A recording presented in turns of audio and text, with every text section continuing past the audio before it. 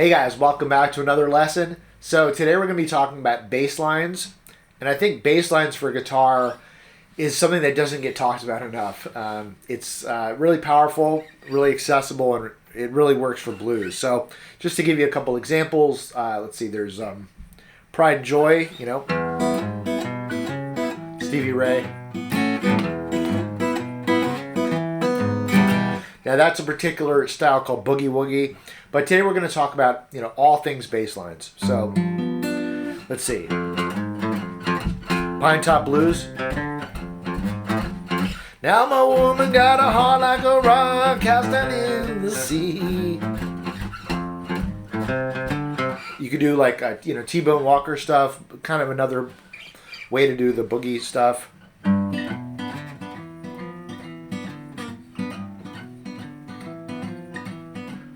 Let your hair down, baby. Let's have a natural ball. There's also the Muddy Water stuff, which uses like minor thirds. So we'll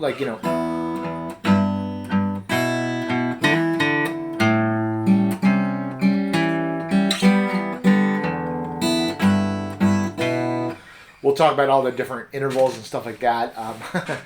I did a song, a cover of a Muddy Waters tune called Honeybee. You can check that. It's on YouTube, but very similar idea with a...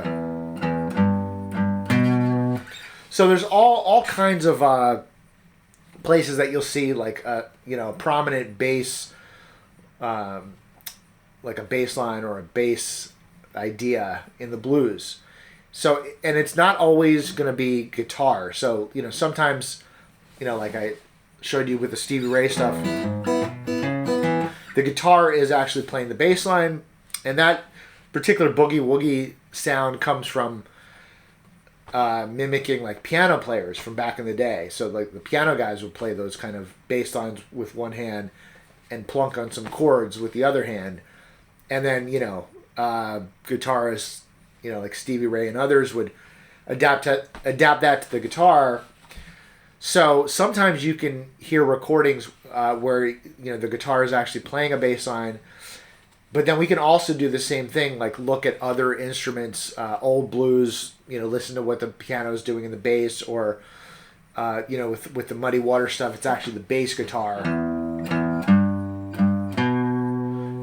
playing those lines. So I don't know. I think it's really helpful to listen to like those old blues songs, and as you're building up your blues repertoire, you can gain a lot of ideas. So anyway, I guess quick plug for my blues repertoire courses. Check those out. That'll save you some time. But basically, the point I'm trying to make is you can mimic what other instruments are doing in the context of a blues band and get ideas. And I think it's good to just be able to execute these ideas just with the guitar. All right, so, sometimes we think of bass or bass lines as kind of part of the rhythm section, or like they're really just kind of following the chords. And that's one way to look at it. But I think another way to look at it that's powerful is just to think of the bass as a melody. All right, so let me just give you a simple example. Let's say, let me see. So here's one, like just a kind of a cliche type of riff.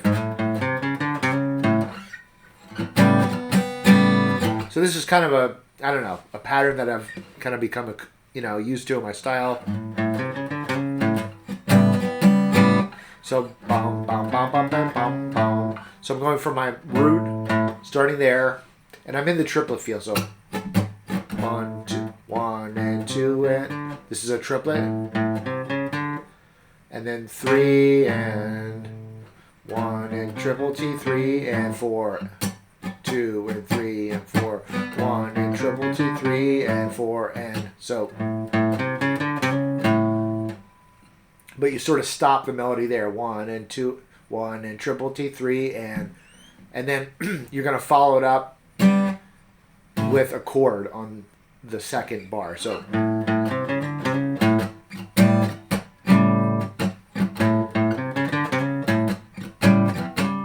Now that's just to give you an example of what I'm talking about when I say the bass line is a melody. It's just like a melody in the lower register. Maybe an even simpler example could be, so it's just like a riff if you were playing a riff up here, you have that root to minor third. Now if I'm playing it up here, obviously I might embellish it by just, hitting the higher strings and kind of making a chord out of that. So when I hit this, I can kind of turn that into my, okay,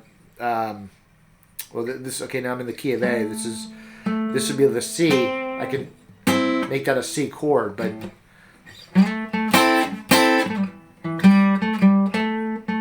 the point I'm trying to make is it's basically just like a root to minor third melody. And then when I go back to my bass line, I'm not going to be hitting a chord like that, but I'm just going to be maybe hitting a chord like that.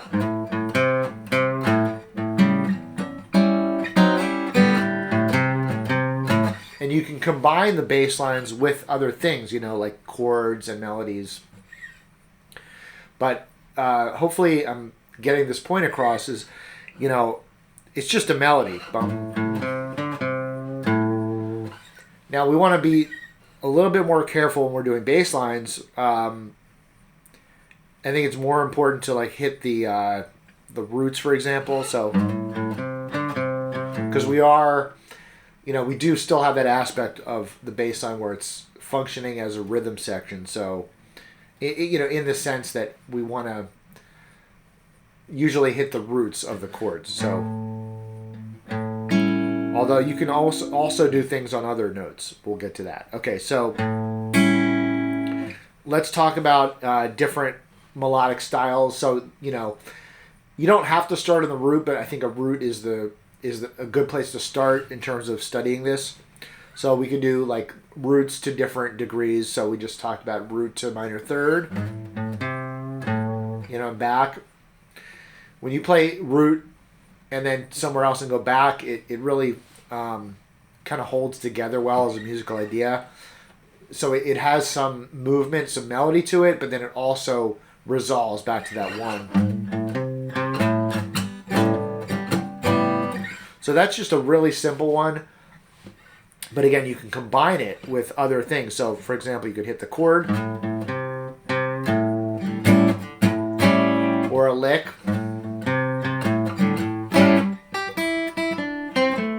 Okay, that wasn't maybe a great one, but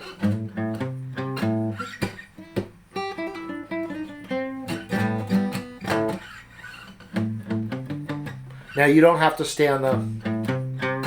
You could play, root to a minor third to fourth, so just kind of walking up the pentatonic scale.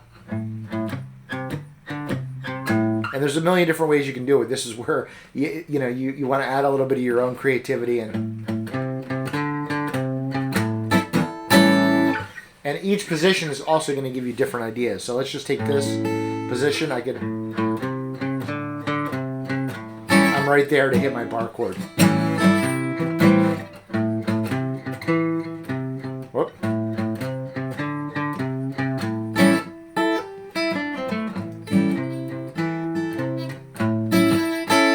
So here I can hit the top of my chord.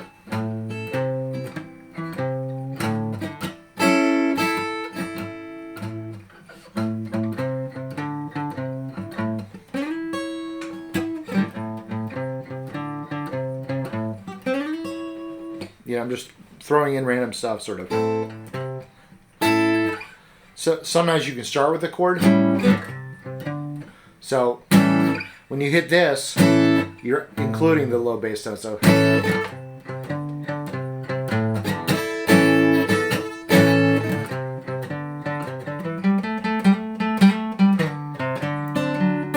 So notice what I did right there. I started with the bass line. And then I just kind of continued up, and it kind of became a riff. So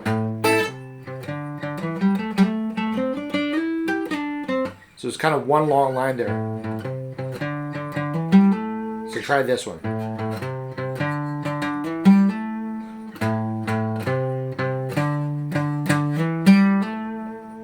And you can keep going.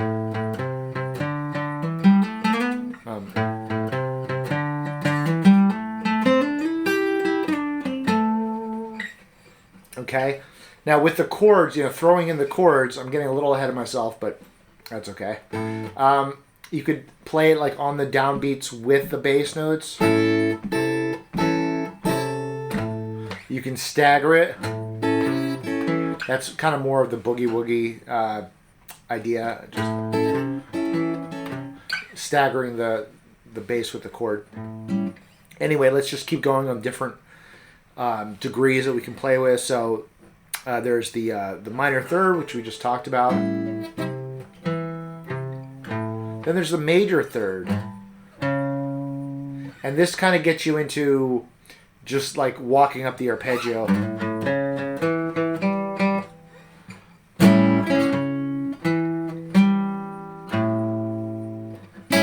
can hit each note twice.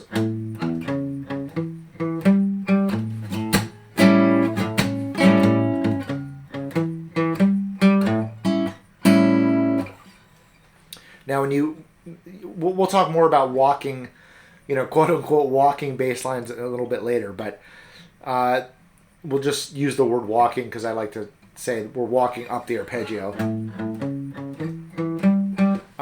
When you go up the dominant 7 arpeggio, here's a couple things you can do. One thing is you go all the way up to the octave and then back down. So you get this kind of a pattern.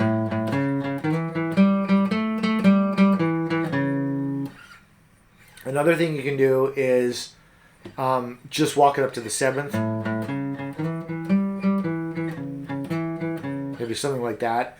The thing is, when you're working out these ideas, just pay attention to like how many beats are going in the bar. So the reason why this octave thing works so well is you have like 1 and 2 and 3 and 4 and then when you start from here going down 1 and 2 and 3 and 4 and you end up back on the 3rd, and then the next beat you can go back. So it's kind of like it fits in symmetrically. So when you turn around here, you have like an extra beat, so you can go back up to the 5th if you want.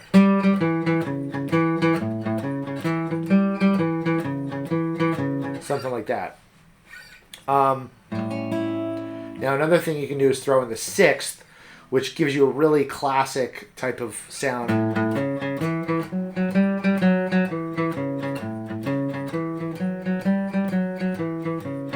Okay. Another thing you can do is to use both the major and the minor third, which I think I did earlier. Maybe like... So instead of hitting each one twice, you're just going to hit this one once, this one once. So this is your A, and then C, C sharp, E. Also, you can throw in like rest. Bum, bum, bum, bum, bum, bum.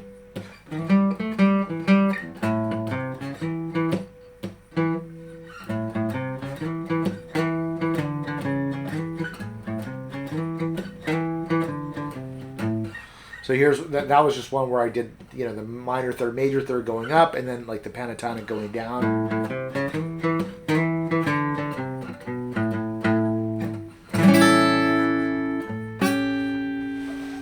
All right, so other melodic styles, you could do something with an octave.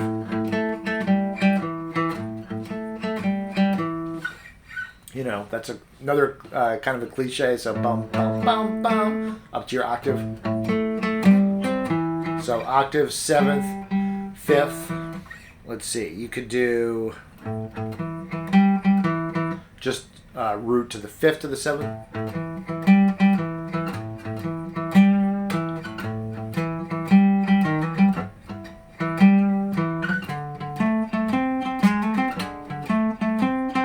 Now again, don't forget to take these through the 12-bar blues. There's a few different options you can do. So one is like you just repeat it. Like I was just doing so. let's say I'm using this bass line. I can play that on the 1, and then I can go up to my 4 chord.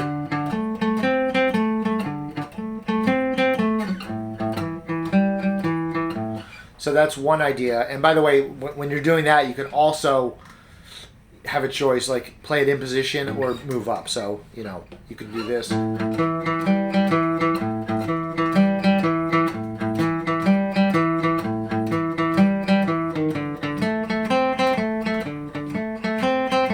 So I'm not moving away from the 5th fret, or you could do it up here. Anyway, okay, so that's one way. Just, you know, go into your 4 chord and repeating the same idea, but modulate it up. Or you can just totally change the feel. Sometimes that's very effective. So for example, you know, if I'm playing this kind of,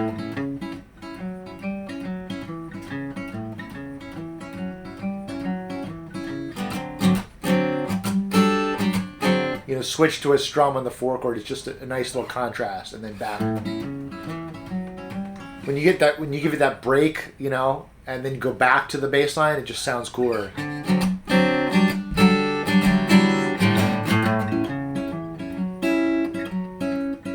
All right, so those are a couple melodic styles for you, like root third, root major third, root minor third, major third, minor third to 4th, you know, walk up using the 6th, without the 6th, using the octave, all these different ideas. And just again, notice how these are like basically like melodies or riffs. They're just in a lower register. Okay, so you could also start out with a melody and then hit a bass line.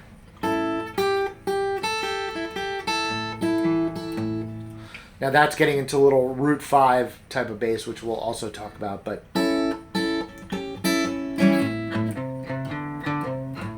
again, just the idea is starting with a melody or chords.